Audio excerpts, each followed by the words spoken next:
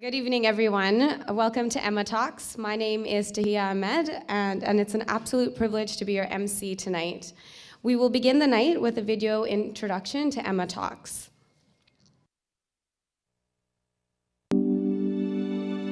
Emma Talks. Bringing important stories of women-identified writers, activists, thinkers, storytellers, makers, and doers. From the periphery to the public. Carving out well-deserved space for women to share their stories and their work with a diverse and large audience.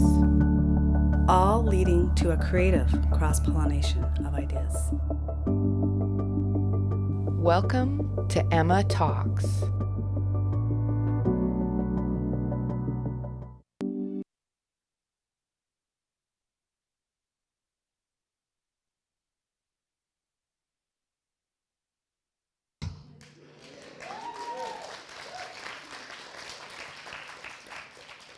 Great.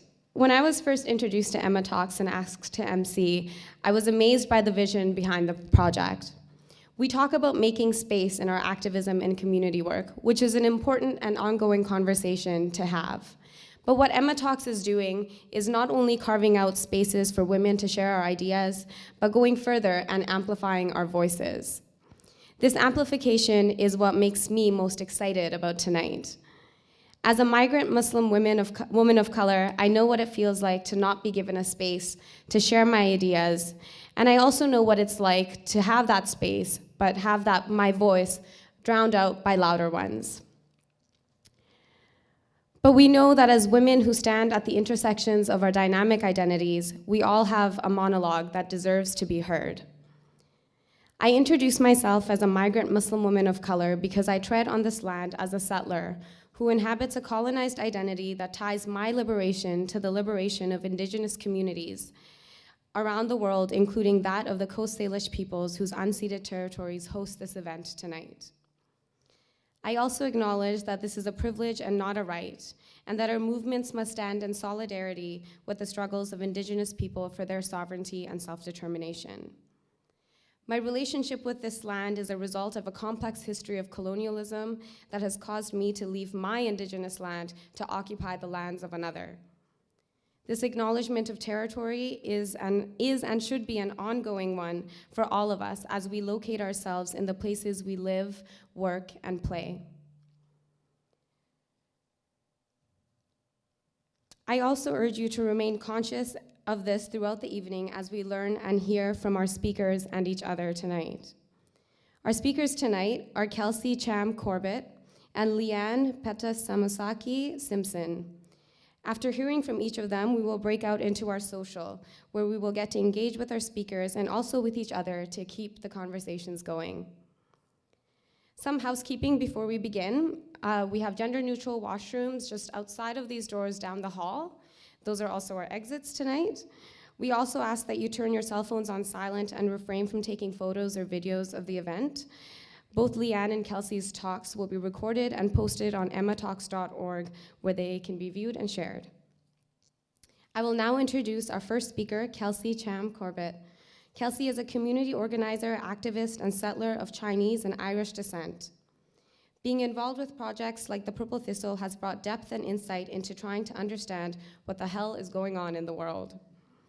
The former Surrey gangster, punk, national karate champion, roller derby coach and player has since focused on starting education-based projects such as FARMcamp, a youth summer camp on Cortes Island, and a grassroots bioremediation course for young people to learn how plants, mushrooms, and bacteria can be used to clean up contaminated land. Kelsey currently lives in East Van with all the people a person could want in their life: an awesome partner, a best friend, and a 6-year-old best bud. Kelsey is currently organizing with the grassroots environmental justice group Rising Tide and is co-founding the Surrey Youth Space, a youth-run drop-in space focused on art, music, and activism. Please welcome Kelsey.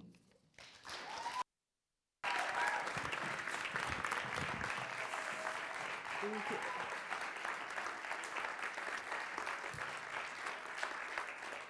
Oh, there you go. Is this loud? Too loud? It's good. First, I'd just like to acknowledge that we are on the unceded Coast Salish territory of the Musqueam, Tsleil-Waututh, and Squamish people. I was like, which ones? And yeah, all the ways that capitalism sucks, or at least some of them. Is it echoing? A little bit.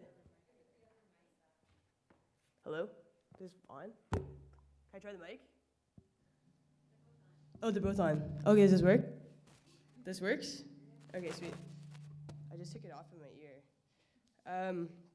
Okay, so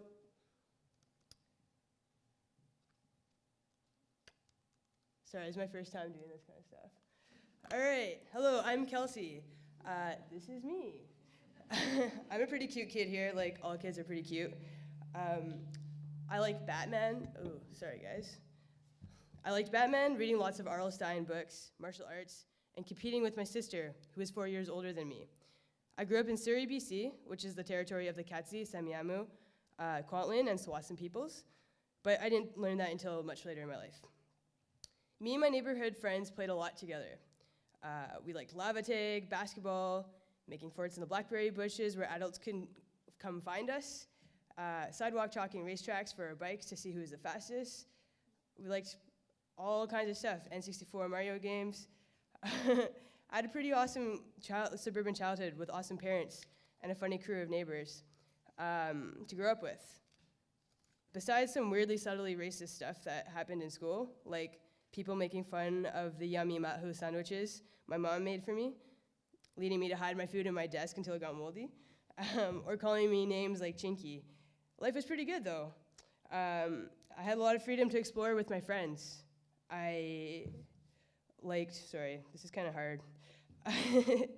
I had like one of the biggest freedoms that I especially appreciated was the freedom to dress how I wanted. And at the time, that was like a stylish 90s dude. Everything was pretty much awesome until I hit grade 7. I started going through puberty at this time.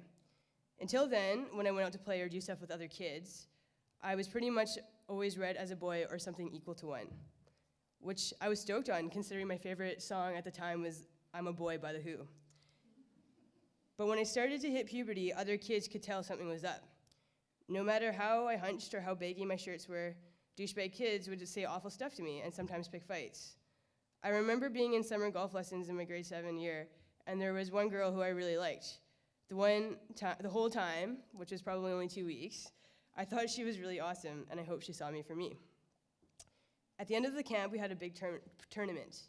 We were matched up in groups of 4s. It was me, this girl, and 2 annoying dudes. The entire game, they called me out, made fun of me, and questioned why I dressed like a boy. I was pretty pissed, as you can imagine, but not so much because they were harassing me, but more because they outed me to this girl. I thought, damn, now she knows I'm a girl, so she'll never like me.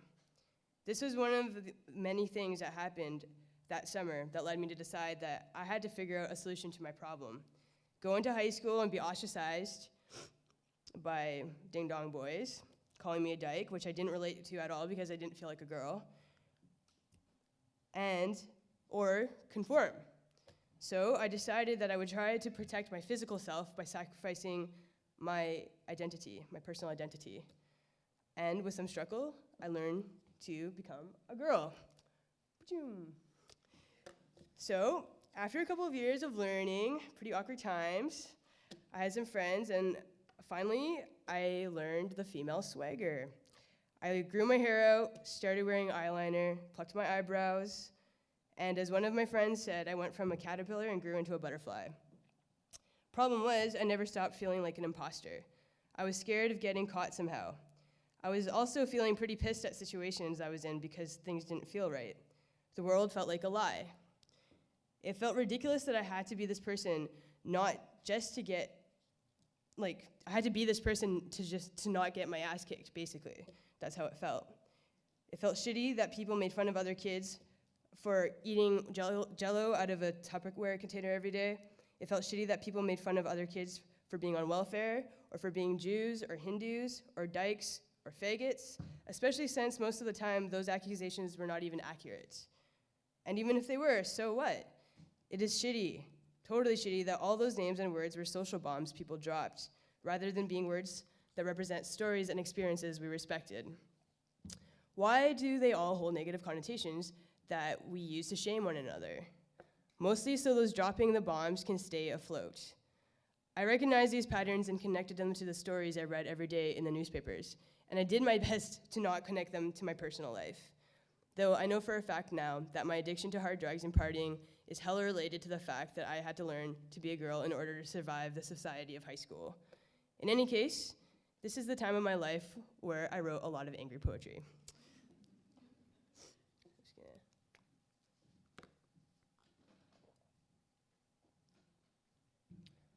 So later in my life, after I turned 18, I left Surrey and moved to Montreal. This is where I met my first gender-bending friends, and I learned I could actually just be myself. People in Montreal seemed a whole lot more accepting than in Surrey. I cut off my hair, and for the first time in a long time, I recognized myself in the mirror. It was a pretty neat moment in my life. I still had a bunch of crap to deal with, though. Stuff doesn't work out magically in an instant. In my first year in Montreal, before I cut my hair, I was attracting assholes who thought I looked exotic and like a challenge to date. I ended up dating a few emotionally abusive dudes who messed me up and led me to a lot of feelings of mistrust. I had been training in karate at the time to compete for nationals. This was my focus to get me away from the drug scene, and was going to the gym a lot to meet my coach's expectations. This guy I was dating at the time, he seemed pretty nice. He would come to my work and he would bring me sandwiches or poutine. And yeah, I thought that it was a very generous act that he was doing. Then I noticed I started gaining quite a lot of weight for my size and started feeling pretty insecure. This was especially hard because another part of doing drugs was the fact that they kept me skinny. Being socialized as a girl, it's hard to not take that narrative to be so-called perfect to heart. So when I started presenting in a feminine way, people were constantly commenting on my body and comparing my body. In any case, after me and this guy broke up, he told me that he had been offering me these lunches because he saw I was gaining muscle and that turned him off. He bought me that food because he wanted me to gain fat. It is a psychological mess when someone strategizes and succeeds in physically manipulating your body to suit their screwed up ideas. That is one thing that one guy did. There were many, many more. And there were many, many more crappy people that I dated in my late teens and early 20s. And so many more that exist now and who are treating women in a crappy way, or more than crappy way, as I'm saying this. So as you can imagine, it has taken me a long time to learn to trust people again and unlearn the coping mechanisms that made me act cold to people I actually cared about. And some of those things I'm still trying to unlearn now.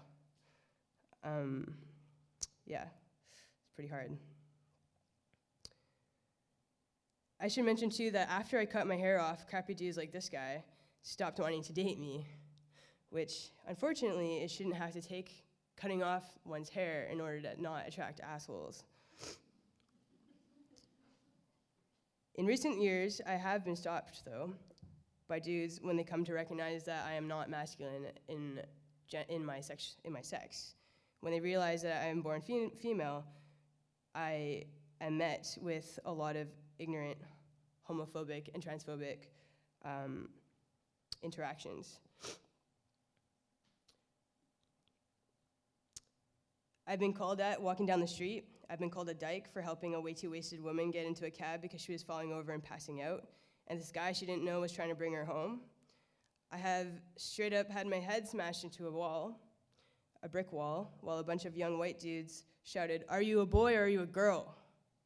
And that was after I tried to interfere with them from beating up a Native woman, which I actually shouldn't have done, but I mean, she was getting her head kicked in, so that was messed up.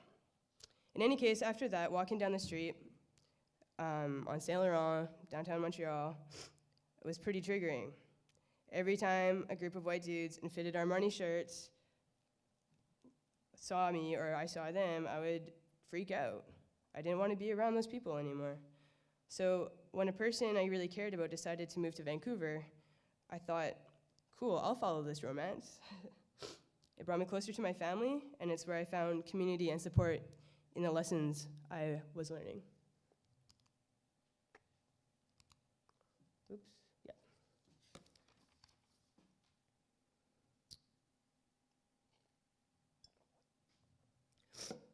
So when I got back to BC, I started doing two things. Well, more than two things, but I chose to focus on two things. One was karate with my longtime friend Sota, who's here right now. We had been practicing since I was 10 years old. And the other thing was gardening with a youth-run collective at the Purple Thistle Center in East Van. Both of these things have affected my life in more ways than I could have ever imagined. As soon as I got back to BC, I switched karate styles to Soshinkan karate. From 10 to 20 years old, I had been training in competitive sport karate. This Soshinkan style practice was based on traditional Japanese concept called ki, internal energy which flows as we find harmony in our bodies and in the external world. Growing up in an American-dominated culture that prioritizes isolated muscle building, a lot of the concepts I was learning in karate were in direct conflict with everything I grew up knowing.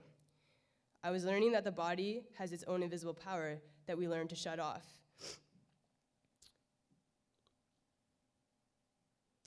Our Western culture that is based on isolation, competition, and entitlement stops our ability to harmonize. This karate style is an experiential understanding that our bodies are intuitive and are quicker to protect us than our brains, if only we can get over our brains and how big they are.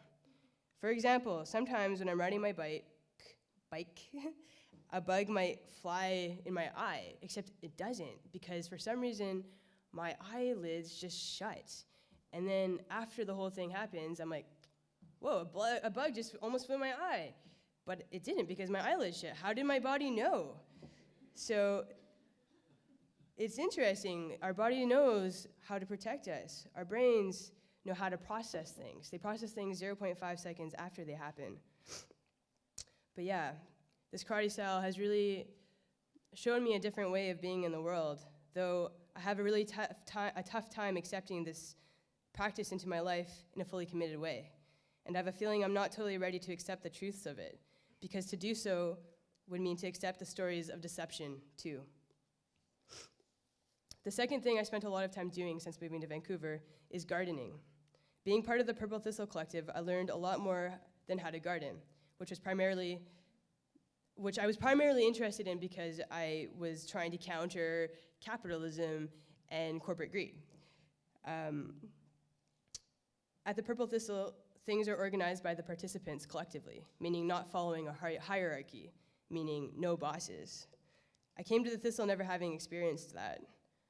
Another thing I noticed, even though I was totally new and nobody knew who I was that people trusted me with responsibility from the very first day. Also, nobody told me what to do. People were like, you could do as little or as much, you can come, you can not come, it's totally up to you. And I was like, what? Don't I need to sign something, be part of this group, pay you money? I didn't understand. But the biggest thing that I really was impacted by, well, not the biggest, but a big thing that I was impacted by, was the fact that we can make mistakes.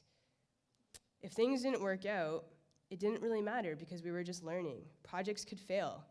It was all part of the process of learning. And this was huge for me as a person who naturally won't do things outwardly unless I'm good at them. So at the Thistle, I learned a lot from a ton of people of all types. And because I was interested, I learned about compost and compost tea and worms and plants and trees and plants that like trees and fungus that likes trees and feeds trees, all these things. Soil, water bears in the soil. Those are pretty cute. You should look it up. And yeah, the list goes on and continues to go on. So yeah, another thing about the Purple Thistle is that we really cared about learning not just about where we were on that day, but the history of where we were always. So we decided that we would learn about the land that we were working on, which is the industrial wasteland of Vernon and Charles, which is right next to Clark Drive and right around all the scrap metal yards and train tracks. We learned that the hot, loud, concrete jungle inhabited by trucks and illegal garbage dumps was naturally wet marshland. I was like, what? I never thought that. Before CN was paid by the city of Vancouver to fill it in with part of Burnaby Mountain and most likely garbage in 1910, that wetland was home for many animals we would never see in a city, like elk. I learned that when settlers arrived 150 years ago, Captain Stamp put up the first sawmill in Vancouver, and it only took one generation before those ancient, enormous Douglas trees fell, the rainforest destroyed, industrialized, East Van, downtown, here, rose up. And then I learned something. This changed my entire outlook on how I was living in the world, because the history of settlers and indigenous peoples here was finally presented to me in a way that I could understand. White people came here to profit from and exploit the land, and to do so, they had to get through the people who were the hereditary caregivers, who are the hereditary caregivers of this land. Given the values that I learned from my mom, values of honesty, when I learned this, I could not accept committing to a society based on intentional and extreme violence for personal profit of luxury. To do so is dishonest and contributing to the deception of lies we've been told to allow this process to continue.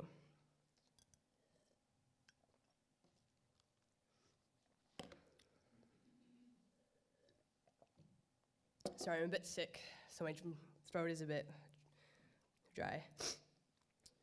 So for the past few years, I've been making an intentional effort to hear more stories and learn the protocols of the peoples whose land my family has chosen to settle on in so-called BC, Canada. It is a hard and complicated process because these stories are often filled with a lot of trauma and a lot of ongoing trauma, because there are so many mega powers that go on to make sure these stories continue, like all levels of government, colonially imposed First Nations governments, and band councils, like big-time industry and a lot of indigenous people's livelihoods being dependent on them. And in fact, we are all dependent on that industry. In fact, this building we are in is funded by gold core mining, and it is one of the only physically and financially accessible spaces we can access in the city. Gold core also funds free therapy for kids with trauma. Go figure. But when single parents and low-income families don't have money to access more politically correct alternatives, what other choices do we have? We are in a sick system perpetuating sickness. And there are people choosing to live alternatively. This past weekend, my partner and I were visiting our friends in Slatlium Nation. There in the mountains surrounding the town of Lillooet, a new reoccupation camp has just been established as of March 16th this year. Those people who established that camp, I am very honored to say they're our friends. We went to visit them and listen to the experiences of these two indigenous women and spiritual warriors caretaking the camp to reconnect their heritage to their culture and traditional practices. And also, this camp is a way of stopping more dirty logging from going on in their backcountry, in their territory. We made food together over a fire, ate in a circle, and listened to each other's stories. They told us about the mountain cold at night and how they found tricks to work with a fire and stay warm. They also found tricks to keep their beds safe, cozy, and warm from the sparks from the fire. We learned more about the protocol of the camp and how it is being led and directed by the Hoiston elders of that territory. Our friends told us more about the history of the territory since settlers came to colonize. We learned where their parents went to residential school. We heard stories of their wild plants being torn up by settlers who they trusted coming in with lawnmowers after learning their medicinal values.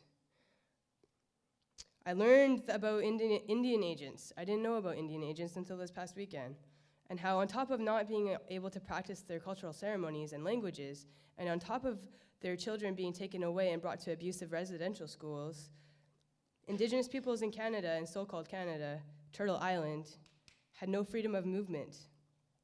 It was a heavy weekend in a lot of ways, and also a really nurturing one. As you can see, I got sick one night before we went up to the mountain, and never in my life have I ever experienced so many cold and flu remedies thrown at me, given to me. Everybody was making me better. So much love, care, knowledge, and openness from my friends. I feel so honored, seriously. Those who are listening, and they know who they are. So on our way back home from this camp, we visited our friend's cousin in Shutika, to bring him some food. He has been caretaking the land there, his territory, for a whole 15 years now, and he's been doing it by himself.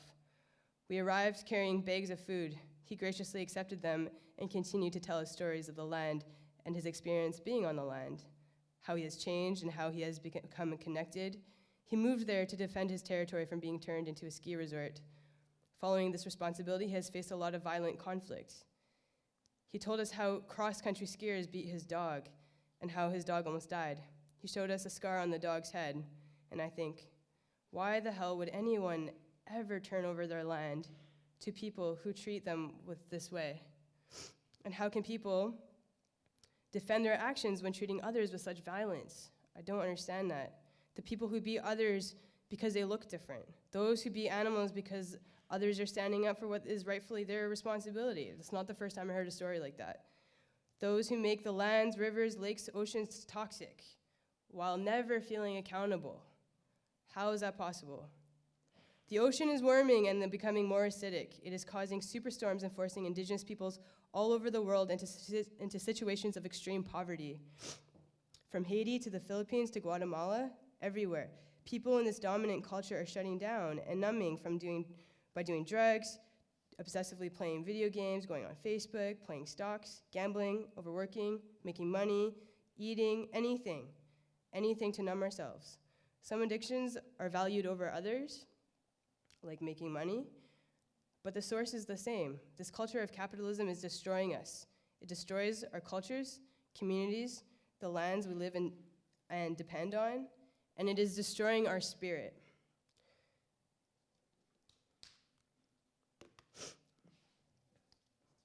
So ways capitalism sucks. In my life, I have experienced my personal identity be challenged and displaced by capitalism in many ways. In terms of gender, we learn what to like according to the genitalia we have from the second we are born. Since my interests didn't match my genitalia, I was violently outcasted. In terms of culture, I am mixed race Chinese and Irish and do not speak the languages of my ancestors. My family speaks Hokkien, which is known to be a dying language, so I was put into Mandarin school because it's the best language for business.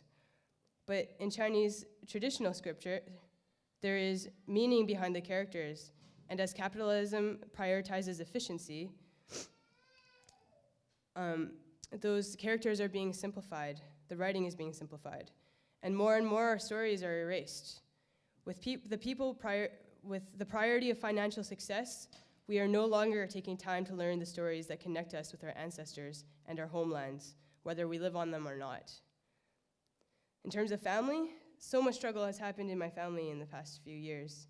Because of the economy and the social pressures to be financially on top of things, because of law, the lack of fluidity in the educational system, because of the addictions I spoke of earlier, my immediate family has felt disconnection and is fighting really hard to keep it together. This is not an easy thing, but it is a courageous thing. And I really admire my parents for their determination to keep us connected, together, and supportive of each other. In terms of ecological identity versus national identity, I grew up disconnected from the land that is essential to my livelihood. I knew very little about the plants that surrounded me, and I definitely did not hear or feel them. The more I reconnect with those natural senses, the more I realize that national law is in direct conflict with natural law. When national laws aren't protecting the economy, bylaws and bills are passed, so they will, especially if it means destroying our natural spaces and lands. The more we defend the environment, the higher risk we are of being surveyed and seen as terrorists. The RCMP recently announced that a main priority of theirs is to protect Canadians against eco-terrorists. And then we can look over at California and see the drought they are in, holding only 7% of their normal water reserves. And now there are claims that their aquifers have been injected with billions of gallons of fracking waste. What will they do when their water runs out? I'm sure Hollywood won't be sharing their money to drink.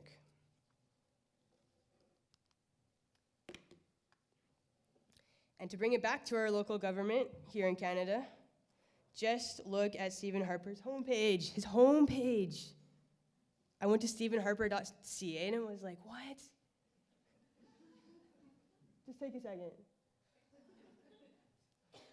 Guns, terrorists, First Nations transparency, crime and tax breaks. It's almost a joke, except it's real. This man we blindly accepted to be responsible for us and for the land here does not give a shit about the people or the land. The most depth to his person are in his pockets of his pants. Money cannot nourish us.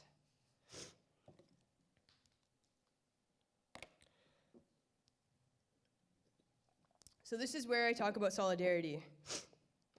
Since I don't like looking up definitions, it took me a long time of being in part of activist circles before I understood what solidarity meant. For me, it means community in action in support of someone in their struggle. This can look like a whole lot of things for a whole lot of people. Standing in support of being on the front lines, stopping RCMP from displacing a blockade is one form of solidarity, but a lot of people can't be doing that right now for a lot of different reasons. Donating money to communities, doing good work, informing yourself, talking to your friends and family about what you're learning is another form of solidarity. Writing grants, sharing spaces, resources, and helping with social media, also forms of solidarity. Making art and music to tell stories are others. We can be creative in the ways we stand in solidarity with those directly exploited by capitalism. And the more we can do this, the more we can recognize how we are all affected by this system. It will take all of us, everybody here, more than everybody here, to change this discourse, to change the discourse of this dominant Western culture. I know a lot of people in this room are working to make these changes happen, and I know more people are doing the same and doing so with more and more depth every day. I am just one person talking about shit, doing some things. But when we look at the whole, we look at everybody, it is very minor in comparison. What I'm doing is very minor in comparison to the shit that everybody is doing together. And that brings resiliency and connectedness. It connects our struggles, it connects our lessons, and that makes our community strong. When we found our work on real relationships and in being intentional so that those relationships grow stronger on foundations of trust, joy, and compassion, the more creative freedom we will gain and the more willingness we will have to extend ourselves outward. And then we can affect change beyond ourselves and create inspired communities of support that defy the systems of violence we live in. As all of the amazing people at the Purple Thistle have been doing for the past 14 and a half years, supporting youth liberation and decolonization, as Hubi Ashurika and the people at the Voice of the Voiceless camp on Haitian territory, the people at the Unistoten camp, Maddie Lee camp, Gitmundum camp, and as Ancestral Pride has been doing, defending their territories against colonial industry, as Secwepemc women warriors have been defending indigenous territories from imperial metals, even after Mount Poly's toxic mining sludge spilled into their water systems. And as Wolverine, the 84-year-old Secwepemc man, has been doing by tending his 8-acre farm by himself to feed his elders, to feed the elders in his communities, to feed the families and the communities facing big industry directly. As all of these people have been doing, we can do the same. It is like Migrante, supporting migrant workers coming into Canada, the Hoa Foundation, reaching out to Chinese communities, connecting tradition, culture, health, and sustainable practices. It is like No One Is Illegal, fighting for migrant justice, and Rising Tide for environmental justice. It is all of the organizations of the downtown east side trying to support people in their community struggling with poverty, mental health, addiction, housing, physical health, accessibility, violence against women and indigenous women, sex work, homelessness, LGBTQ and youth homelessness. It is like the Plant Collective prioritizing access to growing healthy food for people in communities facing barriers, like struggling women and LGBTQ youth. It is like what me and my friends, Sasha, Sarah, and Shawnee, have been doing in starting the Surrey Youth Space, a youth-run center for art, music, and activism in my hometown. And it is what my mom and dad do in keeping our family together, trying to make sure my brother can make it today, and letting me know they support all of us in trying to do what we believe in and value in this messed up world. Even though my mom says she doesn't have the courage to stand up like I am standing today, she has a deeper courage in standing up every single day to her responsibilities, to the people in her work, to her friends and family. She does what she believes in and stands up for her family, even though it means sacrificing her own time, health, freedom, because she loves us.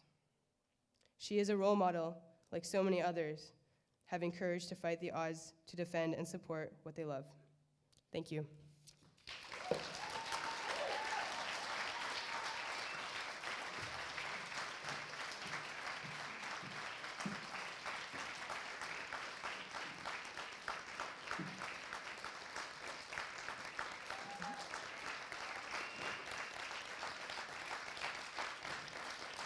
Thank you, Kelsey.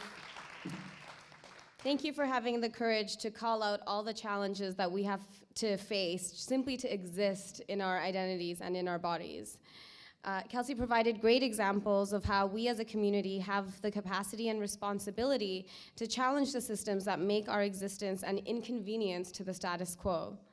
And we can intentionally disrupt the status quo, as so many of Kelsey's projects aim to do. So thanks again, Kelsey. Let's give her another round of applause.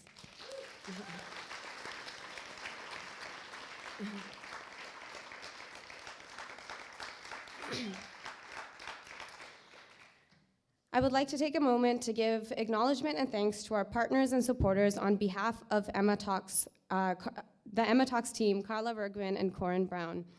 They first want to sincerely thank all of you for being here tonight.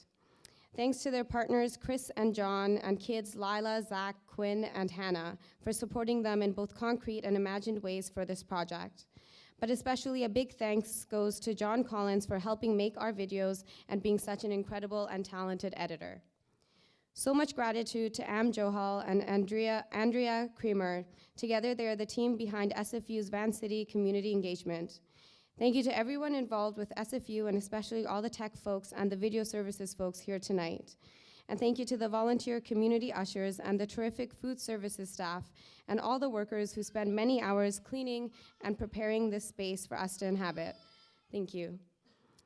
Many thanks to Glenn Coulthard from the First Nations Studies Program and Samir Gandesha from SFU Institute for the Humanities for their support with this talk tonight. We are also partnering with a terrific local independent bookstore that many of us have probably heard of, Pulp Fiction, who are here tonight selling Leanne's books. And a big shout out and thank you to Arts in Action, especially Claudine Pommier and Selena Couture. All of these partnerships allow us to support our grassroots initiatives and also pay everyone involved, including women technicians, something that is very important to us. And thank you to Joy Arcan for your amazing design skills and Sylvia McFadden, who was videoing tonight. We also had an amazing access coordinator for this round, who we owe so much of tonight's success to. Thank you, Jeanette Sheehy. And finally, thank you to our team of hospitality folks, Kelsey, Savannah, Brittany, Jesse, Nick, and Zach. A round of applause for all of them.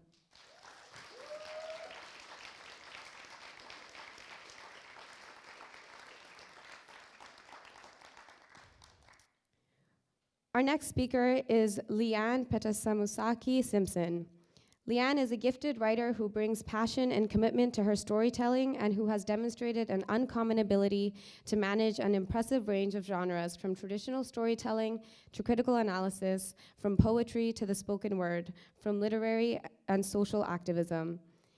Leanne is the author of 3 books, Dancing on Our Turtle's Back, The Gift is in the Making, and Islands of Decolonial Love, and the editor of Lighting the Eighth Fire, This is an Honor Song, and The Winter We Danced, Voice from the Past and the Future, and the Idle No More movement.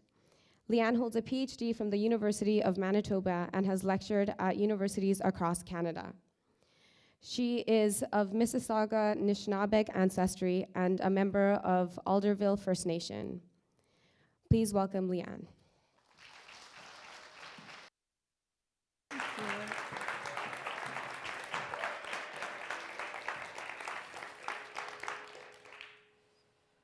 Bonjour, Kinawaya, Kitaka Vajuna Denawema, Kinagachi Anishinaabe Ogamina Donjaba, Nagojuan Megda Doda, Patasmusak Nadijnakas. Nigachi and them Yivajayan Nongama Andaek, Kinawa Musquim Aki, Minawas Gohamish Aki, Minawas Leila Tuthaki Chimigwach. Nigachinandam Gibajayan Gibim Wachanguk, Chimigwach. Hi, friends. Thanks to all the amazing organizers of this very first Emma Talks. They've all been so lovely to me today, and I haven't actually done anything yet. Thanks to Kelsey for that fantastic talk that was so brave and grounded and inspiring. I feel like you're going to be a really tough act to follow. And also thank you to the sign language interpreters who are making my talk and Kelsey's talk and tonight accessible to the hearing impaired and deaf communities. And I have to say that these guys worked really, really hard because I'm not easy to translate, and I didn't get my stuff to them that early.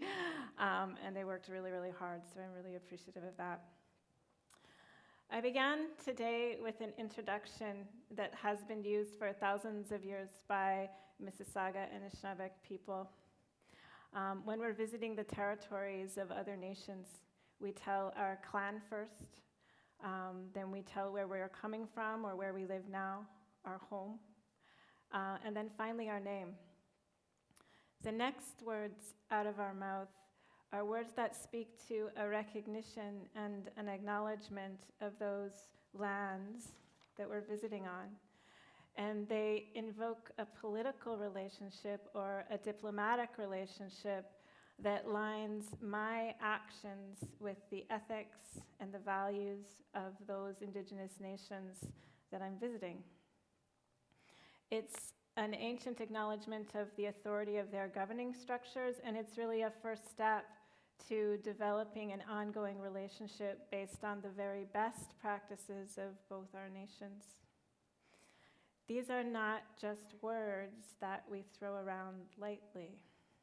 These beginning words are about intentions and commitments, and in short, it means that I'm not going to steal your land and colonize you, although I will certainly help you steal it back. And I'm going to do my best while I'm here to do no harm. I am Mississauga Anishinaabe, which is part of the Ojibwe Nation. It's on the eastern part, the eastern doorway of our nation, and my territory is the North Shore of Lake Ontario. I want to share 4 interrelated stories with you tonight from within the wisdom and the intelligence of my homeland. Because I work as a spoken word artist, a writer, an academic, and an activist, I want to use all those forms to reveal messages from below. And what is below us is Aki, the land. It's also above us and around us. Story number 1. I worked really hard on the title. Spent all day just thinking it up. Story number 1 is a very, very old traditional Mississauga and Anishinaabe story that on one hand is about the origin of maple sugar, and on the other hand, it's about something else altogether. And today, my version of this story is called Binonji Makes a Lovely Discovery. Binonji means child, and Binonji's preferred gender pronouns in English are they and their. One of the responsibilities storytellers carry in my culture is to make sure that stories are relevant to the people, that people can see themselves in story, that our stories are coming into Anishinaabe intelligence and nationhoods. And this means telling our stories from all different angles and from all different perspectives. Stories in Anishinaabe thought are really spirits that shift in order to illuminate what we don't know or what we can't see. They're coded messages from another realm. And our responsibility, both individually and collectively, is to decipher, to work hard to decipher the layered meanings of story as we move through our own lives. A lot of times our stories get positioned as one-dimensional legends or myths told as simplistic narratives, void of conceptual thought and Anishinaabe genius, because that fits into the colonial narrative that Indians are dumb and that our knowledge systems are quaint and from another time, and that we are not theoretical or complex, and that if we want to prove that we are indeed intelligent, we have to be able to master Western theory, and intellectual traditions. Well, we are not falling for that tonight at Emma Talks. Benonji is out walking in the bush one day. It's Sigwan. The lake is opening up. Lagoon is finally melting. They are feeling that first warmth of spring on their cheeks. Nikichinendam, they are thinking, I'm happy. Then that Benonji who is out walking, collecting firewood for her dodome. Dodome is a word for mother that a child would call her mother. It means my breastfeeder. Then that Benonji who is out walking, collecting firewood for her dodome, decides to sit under Nanataguk, the maples. Maybe just stretch out a bit. Maybe just have a rest. Maybe gather the firewood a little bit later. Oh, Nikichinendam nongam. I'm feeling happy today, says that Benonji. And while that Benonji is lying down and looking up, they see a Jidamo up in the tree. Bonjour, Jidamo. I hope you had a good winter. I hope you had enough food cached. But Jidamo doesn't look up because she's already busy. She's not collecting nuts. No, not yet. She's not building her nest. No, Gaween, not yet. She's not looking after any young. Gaween, it's too early. She's just nibbling on the bark and doing some sucking. Nibble, nibble, suck. Nibble, nibble, suck. Nibble, nibble, suck. Benonji is feeling a little curious, so they do it too on one of the low branches. Nibble, nibble, suck. That tastes good. It's real sweet water. Then Benonji gets thinking, and they make a hole in that tree, and they make a little slide for that sweet water to run down.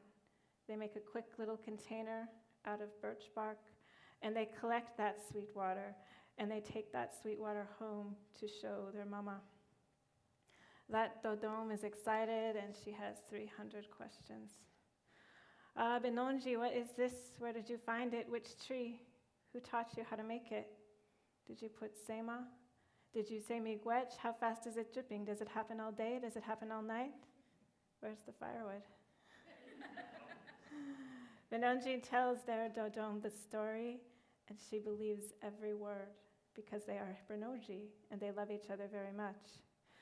Let's cook the meat in it tonight. It will be lovely sweet. Nahau. Nahau. So they cooked that meat in the sweet water. It was lovely sweet. It was extra lovely sweet. It was even sweeter than just sweet water. The next day, Benonji takes their mama to that tree, and their mama brings Nokomis, and Nokomis brings all the aunties, and there is a very big crowd of Mississauga and Anishinaabe Kwewak, and there is a very big lot of pressure. Benonji tells about Jidamo. Benonji does the nibble nibble suck part. At first, there are technical difficulties. None of it works. But Mama rubs Benonji's back. She tells Benonji that she believes them anyway. They talk about lots of variables like heat and temperature and time. And then Jesus comes out and warms everything up, and soon it's drip, drip, drip. Those aunties go crazy, sasakwe. They're dancing around, hugging a bit too tight, high-kicking and high-fiving until they take it back home and boil it up and boil it down into sweet, sweet sugar. Ever since, every Zigwan, those Michisagik and Anishinaabe Kwewik collect that sweet water. They boil it up and they boil it down into that sweet, sweet sugar. All thanks to Benonji and their lovely discovery, and to Ajidamo and her precious teaching, and to Nanataguk and their boundless sharing. This spring, while tapping a stand of maple trees, I remembered that this is one of my favorite stories. It's one of my favorite because nothing violent happens in it. At every turn, Benonji's is met with a very basic core set of Anishinaabe values: love, compassion, and understanding. They center their day around their own freedom and joy. I imagine myself at 7 running through a stand of maples with the first warmth of spring marking my cheeks. I imagine everything good in the world. My heart, my mind, and my spirit are open and engaged, and I feel as if I could accomplish anything. I imagine myself grasping at feelings I haven't felt before, that maybe life is so good that it is too short, that there really isn't enough time to love everything. In reality, I have to imagine myself in this situation because as a child, I don't think I ever was in a similar situation. My experience of education from kindergarten to graduate school was one of coping with someone else's agenda, curriculum, pedagogy, someone who was neither interested in my well-being as a Benonji, my connection to my homeland, my language or history, or my Anishinaabe intelligence. No one ever asked me what I was interested in, nor did they ask for my consent to participate in their system. My experience of education was one of continually being measured against a set of principles that required surrender to an assimilative colonial agenda in order to fulfill those principles. I distinctly remember being in grade 3 at a class trip to the sugar bush and the teacher showing us 2 methods of making maple syrup. The pioneer method, which involved a black pot over an open fire and clean sap, and the Indian method, which involved a hollowed out log in an unlit fire with large rocks in the log to heat the sap up, sap which had bark, insects, dirt, and scum over it. The teacher asked us which method we would use, and being the only Native kid in the class, I was the only one that chose the Indian method, because I was a badass even back then. But things are different for this Benonji. They have already spent 7 years immersed in a nest of Anishinaabe intelligence that normalizes a spectrum of genders and sexual orientations within a web of diversity. They already understand the importance of observation and learning from our animal teachers when they watch the squirrel so carefully and then mimic her actions. They understand embodiment and conceptual thought when they take this observation and apply it to their own situation by making a cut in the maple tree and using a shunt. They rely upon their own creativity to invent new technology. They patiently wait for the sap to collect. They take that sap home and share it with their family. Their mother, in turn, meets Benonji's discovery with love and trust.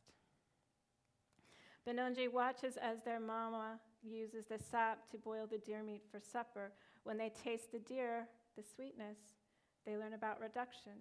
And when they go to clean the pot, they learn that sap can be boiled into sugar. Benonji then takes the elders to the tree, already trusting that they will be believed, that their knowledge and discovery will be cherished, and that they will be heard. Benonji learned a tremendous amount over a 2-day period, self-led, driven by both their own curiosity and their own personal desire to learn. They learned to trust themselves, their family, and their community. They learned the sheer joy of discovery. They learned how to interact with the spirit of the maple. They learned both from the land and with the land. They learned what it felt like to be recognized, seen, and appreciated by their community. They come to know maple sugar with the support of family and elders. They come to know maple sugar in the context of love. To me, this is what coming into wisdom within a Michisagik Anishinaabe context looks like. It takes place in the context of family, community, and relation. It lacks overt coercion and authority values so normalized within Western mainstream pedagogy that they're rarely even critiqued. The land, Aki, is both context and process. The process of coming to know is learner-led and profoundly spiritual in nature. Coming to know is the pursuit of whole-body intelligence practiced in the context of freedom. And when realized collectively, it generates generations of loving, creative, innovative, self-determining, interdependent, and self-regulating community-minded individuals. It creates communities of individuals with the capacity to uphold and move forward our political traditions and systems of governance. Now, it's critical to avoid the assumption that this story takes place in pre-colonial times, because Anishinaabe conceptualizations of time and space present an ongoing intervention to linear thinking. This story happens in various incarnations all over our territory every year in March, when the Anishinaabe return to the sugar bush. Benonji's very, very presence shatters the erasure of Indigenous people from settler consciousness. Benonji also escapes the rigidity of colonial gender binaries by having influence and agency within their family, while physically disrupting settler colonial commodification and ownership of the land through the implicit assumption that they are supposed to be there.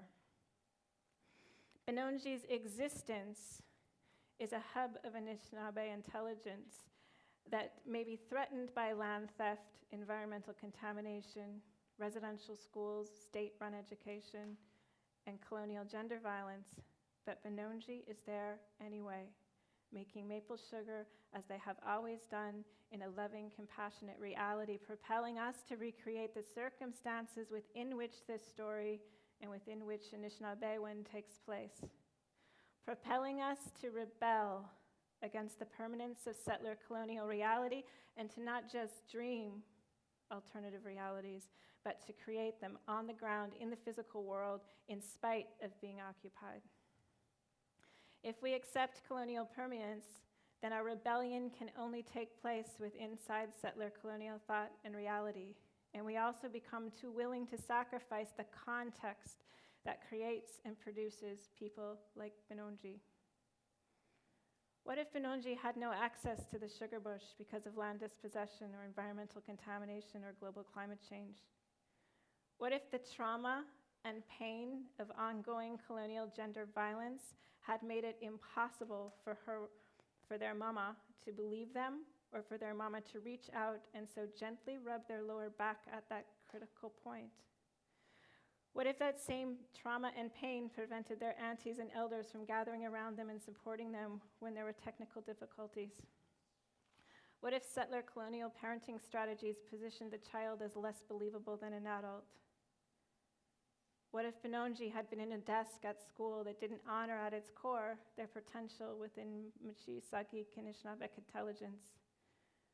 What if Benonji had been in an educational context where having an open heart was a liability instead of a gift? What if they hadn't been running around exploring, experimenting, observing the squirrel, completely engaged in a Michi, Sagi, Anishinaabe way of knowing? What if they hadn't been on the land at all? What if Benonji lived in a world where no one listened to girls or two-spirited children or children? What if Benonji, because of the intense racism and discrimination targeting queer youth, had succumbed to those pressures? What if Benonji had been missing or murdered before they ever made it out to the sugar bush?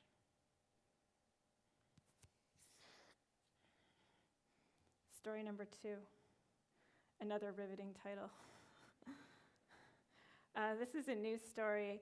I was asked to think about Indigenous futurism as a way of sort of breaking out of this idea that we're continually historicized as a mechanism to erase us.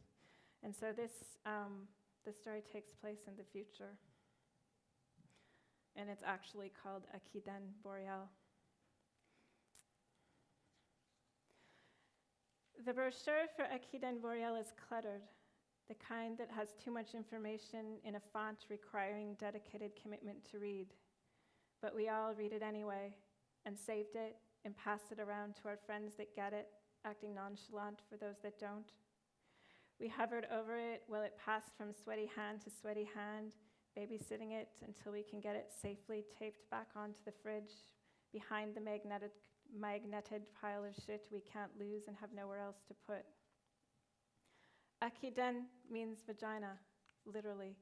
I think it means earth place or land place, but I'm not completely confident about the meaning of the den part of the word, and there's no one else left to ask. I think about that word a lot because I approach my vagina as a decolonizing project and because metaphors are excellent hiding places. The confirmation number for my reservation at Boreal Akiden is written on a slip of paper, scotch taped to the fridge behind the brochure that is also taped to the fridge, hidden in plain sight. It is for 3 hours on June 21st. I also memorized the confirmation number because I was confident I'd lose the slip, and so on the same day I scratched it into the right front bumper of my car in case of early onset dementia. I'm not good at looking after important pieces of paper, so I also wrote it on the eaves trough on the left side of the house because houses are harder to lose than paper, and no one will think to look there. The number is 10 years old now, booked on the blind faith of youth in hopes that I'd have enough of a credit rating to borrow the money to pay for the 3 hours. Blind faith rarely pays off, but this time it did, and I do, barely. The bank says it will take me the rest of my life to pay off the loan, but it doesn't matter. No one gives a shit about owing money anymore. I've read and reread the Boreal Akiden brochure every night for the past 6 months, and so has Megazé.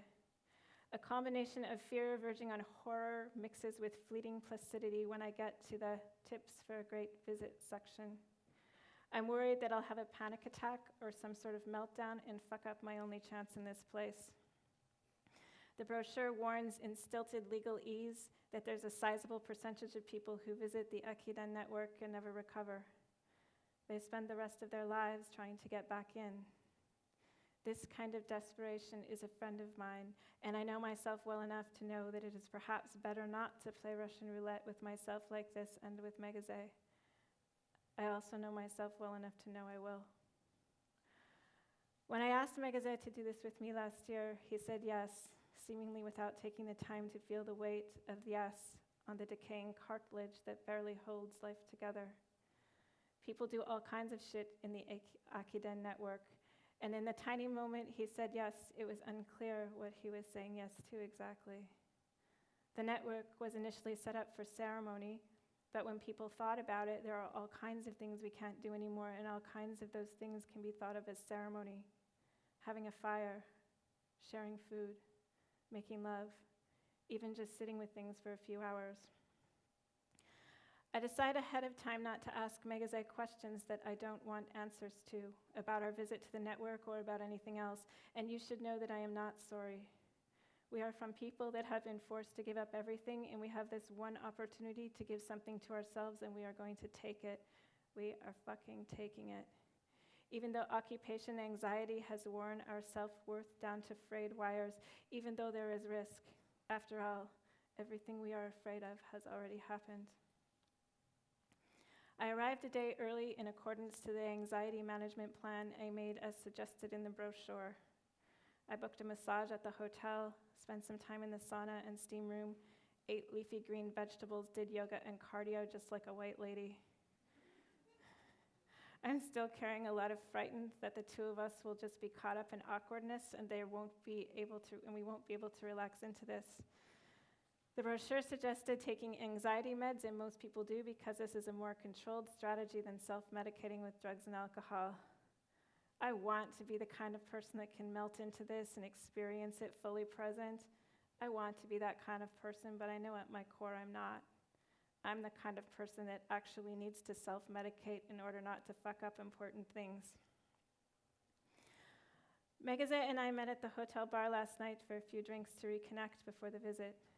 It was graceless at first, for sure.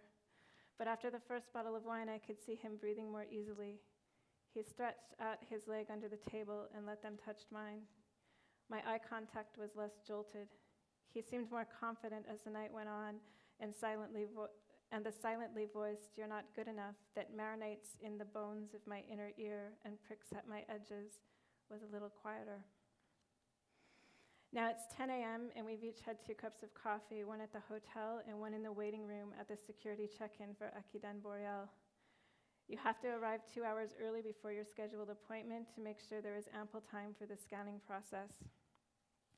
Last year, some activists burned down the tropical rainforest habitat by sneaking in an old-style flint. They wanted open access, which I want too, but in the process, they disappeared the last members of the tropical rainforest choir. I'm watching to see if Megazé is having the same reaction, but he is good at holding his cards close to his chest. He drank 3 shots of whiskey from a silver flask outside the door before we came in. I had 2, because I'm desperate to be able to feel this place.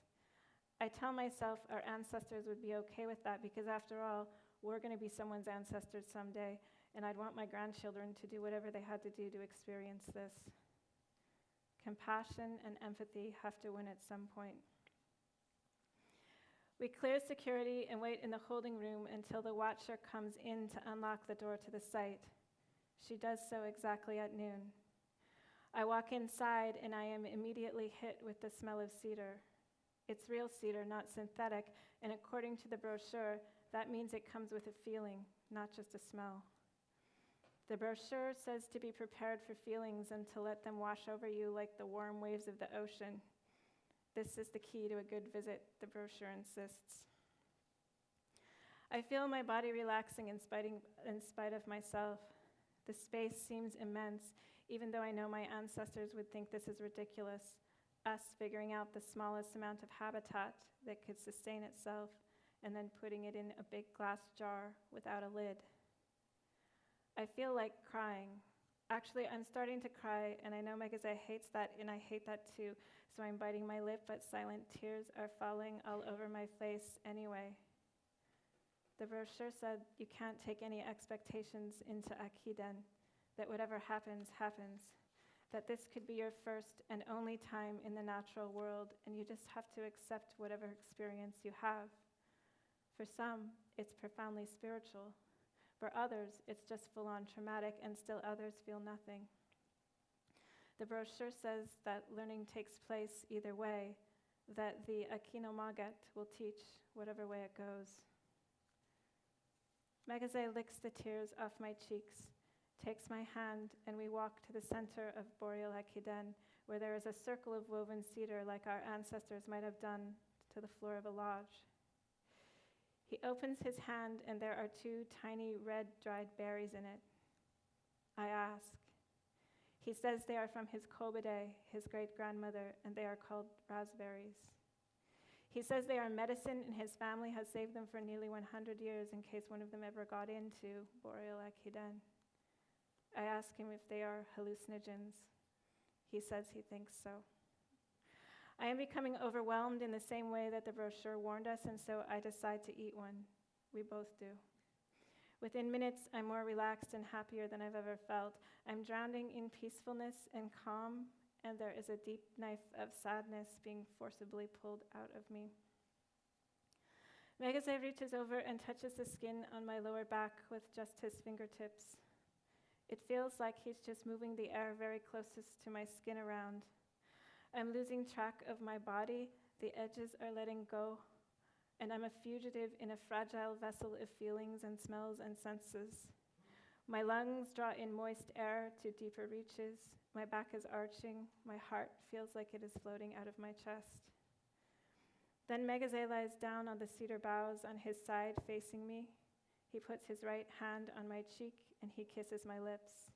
He's kissing my lips, and in doing so, he is touching the part of me I've never shared with anyone because I didn't know it was there. There is a yellow light around his body, and I can feel it mixing with my light. Part of me is a pool of want. Part of me is a waterfall filling up that want almost faster than I can desire. At one point, he stops and takes his clothes off, which he's never done before because he's afraid I will see his self-hatred, the self-hatred we both share and pretend doesn't exist. And we're there, in the middle of Boreal Akiden, in the middle of the moment the brochure warned us about, naked, embraced, enmeshed, crying, completely convinced that being an Akiden addict for the rest of our lives is important, convinced that living as an addict, dying as an addict is unconditionally worth it, convinced that breaking all of our healthy connections to the city, the concrete, and even the movement, for a chance to be here one more time before we die is worth it, because this is how our ancestors would have wanted it.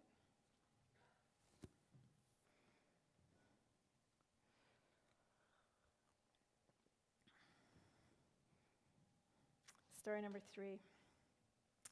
Story number 3 gets a little political, so hold on to your hats. It can't all be Anishinaabe Harlequin romance stories. Gotta get on with the revolution too. 2 weeks ago, there was a trial in Edmonton for the murder of an Indigenous mama named Cindy Gleadow. Her killer was acquitted, although the Crown has since filed an appeal. And she died of an 11-centimeter wound in her vagina that the court decided was a result of rough sex.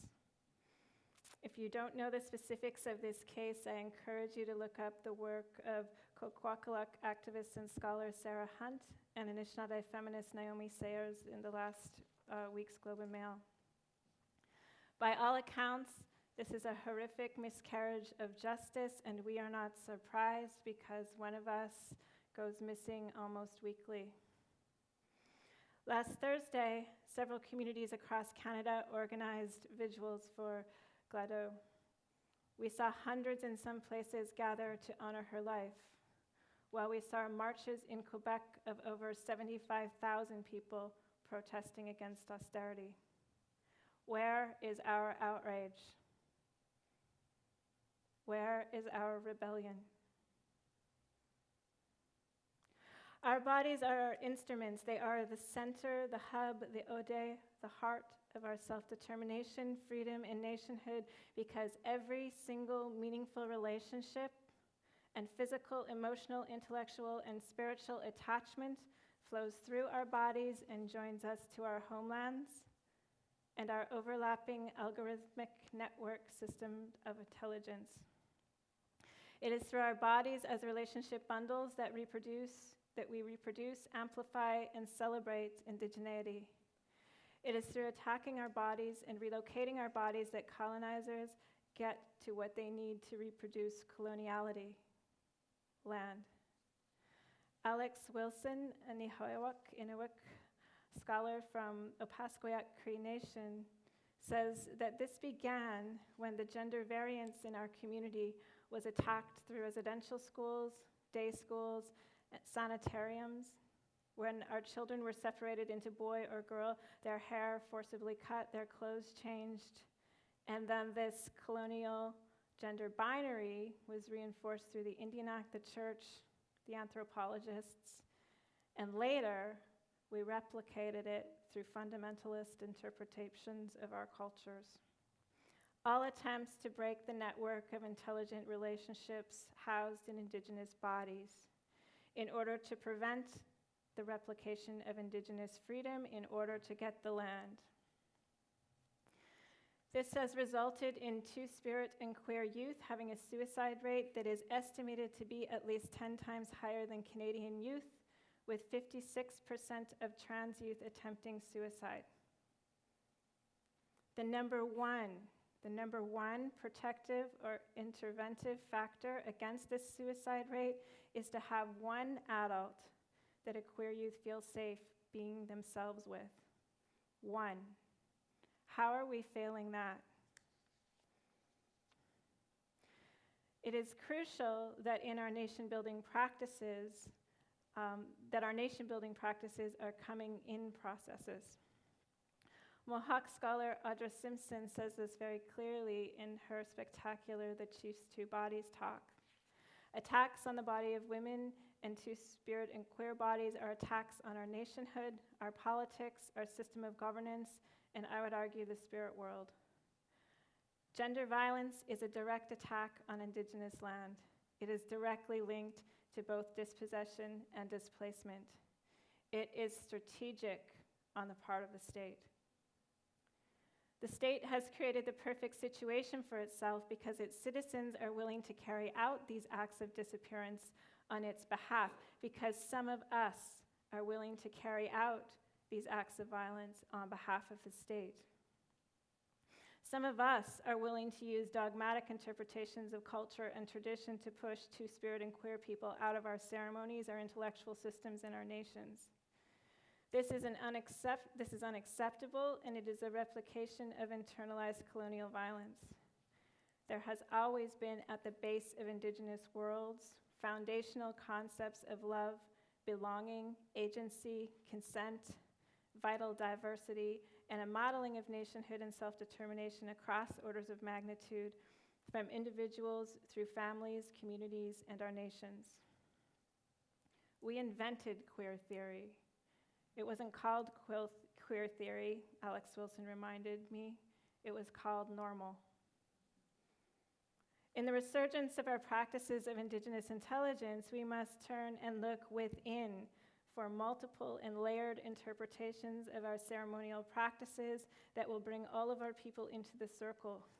Because this is what our knowledge systems tell us to do, and because to survive the continued assault ahead of us, we need all of our peoples functioning at their very best, or as a collective, we are weak and easily divided and therefore easily controlled and managed.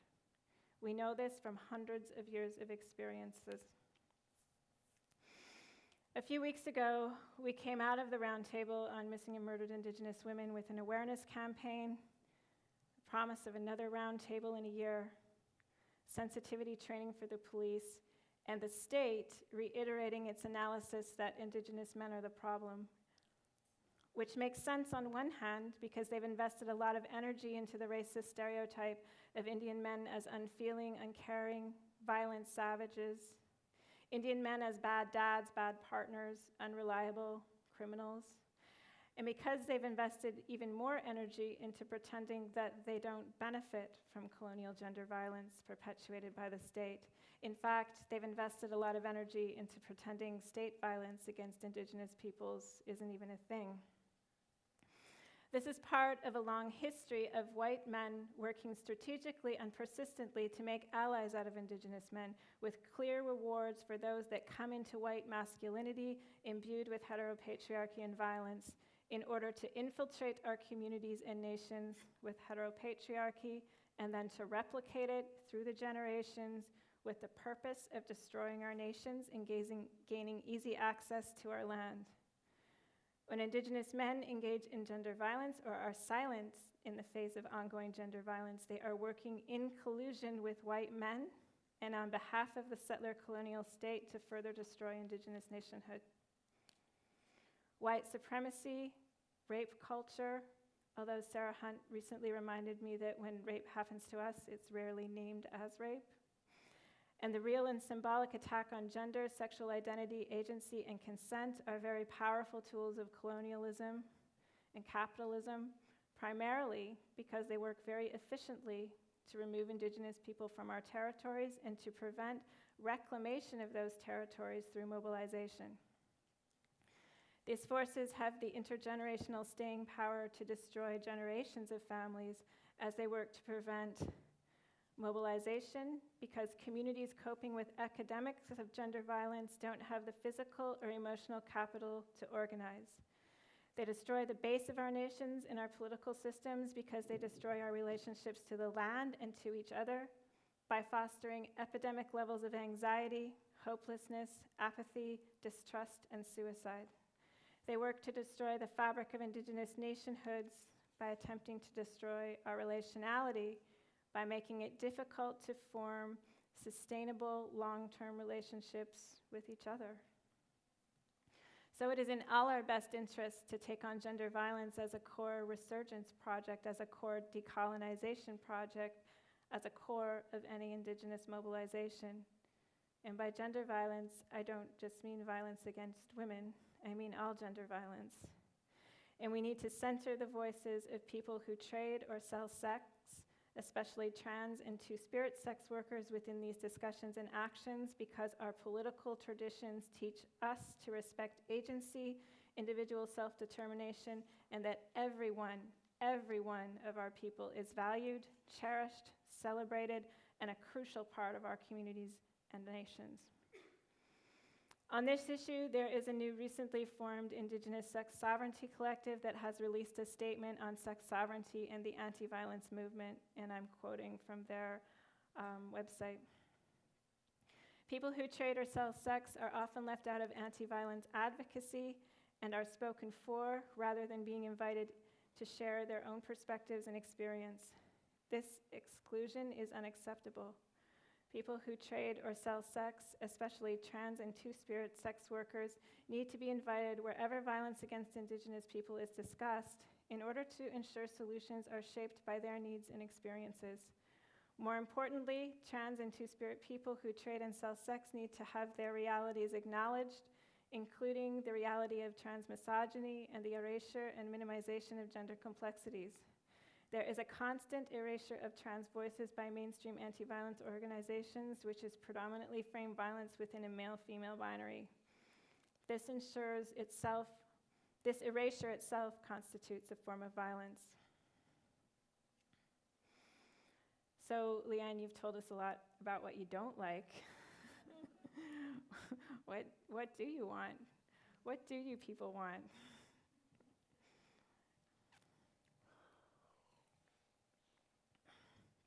Let me be very clear. I want my great-grandchildren to be able to fall in love with every piece of our territory. I want their bodies to carry with them every story, every song, every piece of poetry hidden in our Anishinaabe language. I want them to be able to dance through their lives with joy. I want them to live without fear because they know respect, because they know in their bones what respect feels like. I want them to live without fear because they have a pristine environment with clean waterways that will provide them with the physical and emotional sustenance to uphold their responsibilities to the land, their families, their communities, and their nations. I want them to be valued, heard, and cherished by our communities and by Canada, no matter their skin color, their physical and mental abilities, their sexual orientation, or their gender orientation. I want my great-great-grandchildren and their great-great-grandchildren to be able to live as Mississauga and Anishinaabeg unharassed and undeterred in our homeland. The idea of my arms embracing my grandchildren and their arms embracing their grandchildren is communicated in the Anishinaabe word kobede. According to Elder Edna Manitowabe, kobede is a word we use to refer to our great-grandparents and our great-grandchildren. It means a link in a chain between generations, between nations, between states of being, between individuals. I am a link in a chain. We are all links in a chain. Doug Williams, a Mississauga Anishinaabe elder from Curve Lake First Nation, calls our nation Kina Gachi Anishinaabe Ogamik, the place where we all live and work together. Our nation is a hub of Anishinaabe networks. It is a long kobede cycling through time. It is a web of connections to each other, to the plant nations, to the animal nations, to the rivers and lakes, the cosmos, and our neighboring Indigenous nations. Kinagachi Anishinaabe Ogaming is an ecology of intimacy. It is an ecology of relationships in the absence of coercion, hierarchy, or authoritarian power. Kinagachi Anishinaabe Ogaming is connectivity based on the sanctity of the land, the love we have for our families, our language, our way of life. It is relationships based on deep reciprocity, respect, non-interference, self-determination, and freedom. Our nationhood is based on the idea that the earth is our first mother, that natural resources are not natural resources at all, but gifts from our mother. Our nationhood is based on the foundational concept that we should give up what we can to support the integrity of our homelands for the coming generations. We should give more than we take. It is a nationhood based on a series of radiating responsibilities. This is what I understand our diplomats were negotiating when settlers first arrived in our territory. This was the impetus for those first treaties. Anishinaabe freedom, protection for the land and the environment, a space, an intellectual, political, spiritual, artistic, creative, and physical space where we could live as Anishinaabe and where our kobede could do the same. This is what my ancestors wanted for me, for us. They wanted our generation to practice Anishinaabe governance over our homelands, to partner with other governments over shared lands, and to have the ability to make decisions about how the gifts of our mother would be used for the benefit of our people and in a manner to promote her sanctity for the coming generations.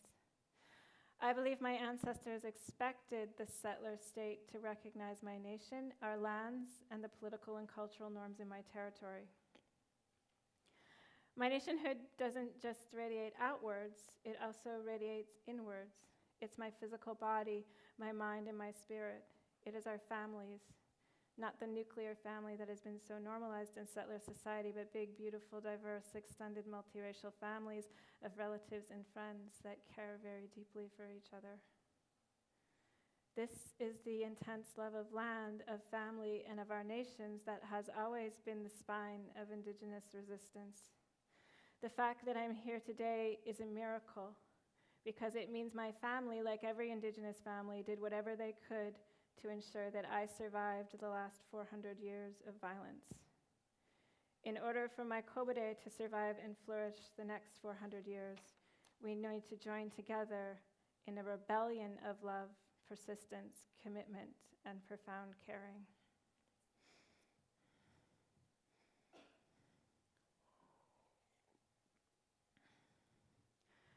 Story number 4 is called Leaks, and it started as a poem, and then it became a song and a dance, and now it's a short film.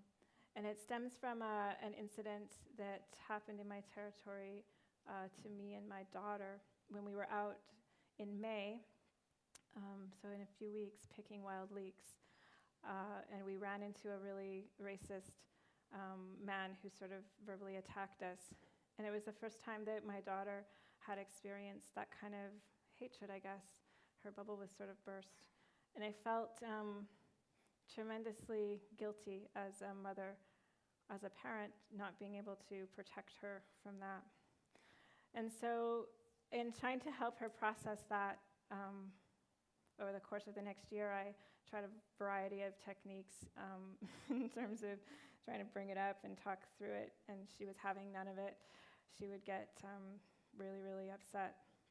And so I enlisted the help of one of my friends, and she suggested that maybe I should stop focusing on Minaway processing it, and maybe I should process it myself. Whatever. And she suggested that because I was a writer, maybe I write about it, which I did. And so I wrote the poem called Leaks, and I sent it to her. And she, just to read over actually, but she sent back a song because she's a musician. And then we played it around town for a little while, and we were approached by a Métis filmmaker in our city of Peterborough named Cara Mumford, and she asked if she could make a short video of the piece, which was a great idea, and we both said yes. And then she asked if my daughter would be interested in dancing in the film. And I asked Minaway, and Minaway thought it was a great idea. And so with the help of Mari Mumford from No Gem Theater in Peterborough, and Rulan Tanjan, who is a choreographer from Santa Fe, New Mexico, they took my daughter out on the land and reenacted what had happened, and she danced, and through this community of women artists, she was able to process it. And so this is sort of the outcome of that experience. You guys have been a fantastic audience. Looking forward to having some snacks with you downstairs, and I hope you enjoy the film. Miigwech.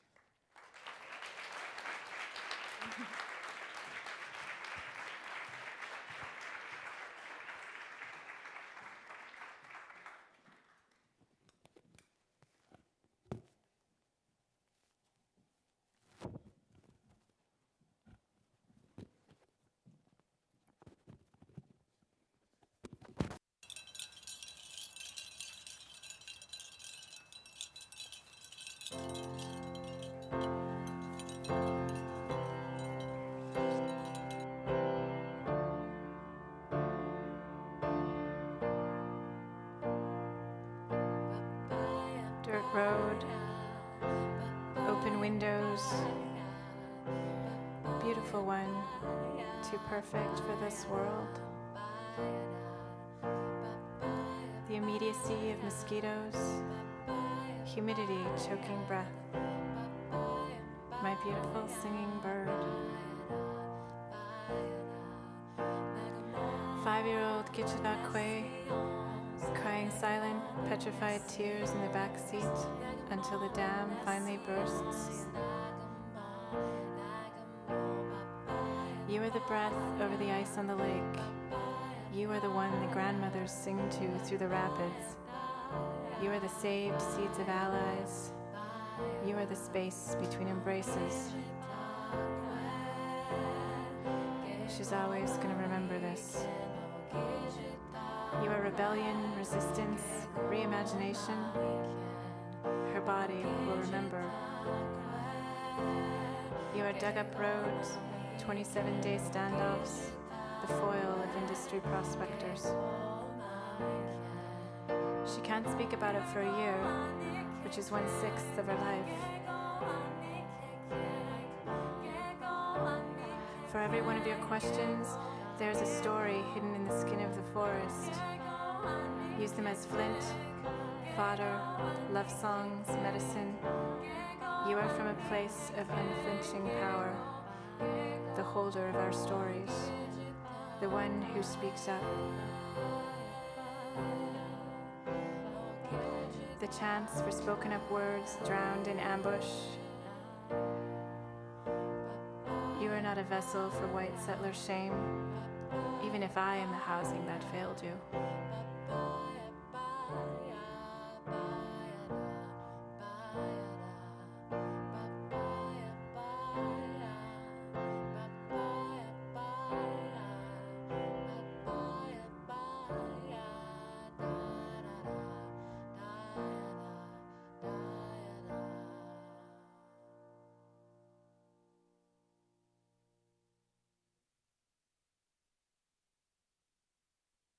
Actually reminded me of a poem by Rupi Kaur that reads, "Our backs tell stories no books have the spine to carry."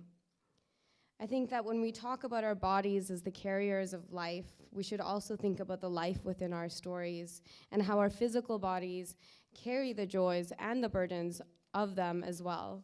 So thank you again, Leanne, for carrying your stories with such strength and spirit. Let's hear it one more time for Leanne.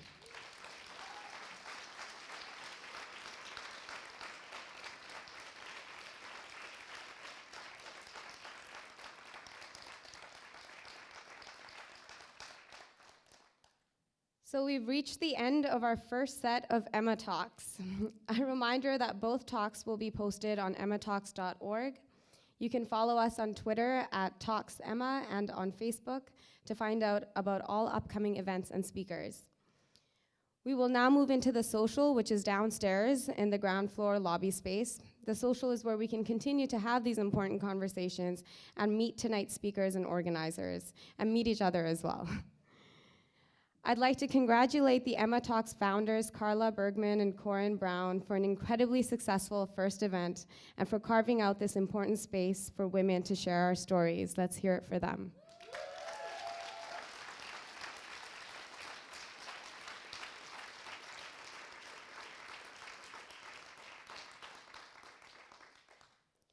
Also, thank you to our sign language interpreters, Jasmine and Antonia, for being here tonight and making this event even more accessible. And again,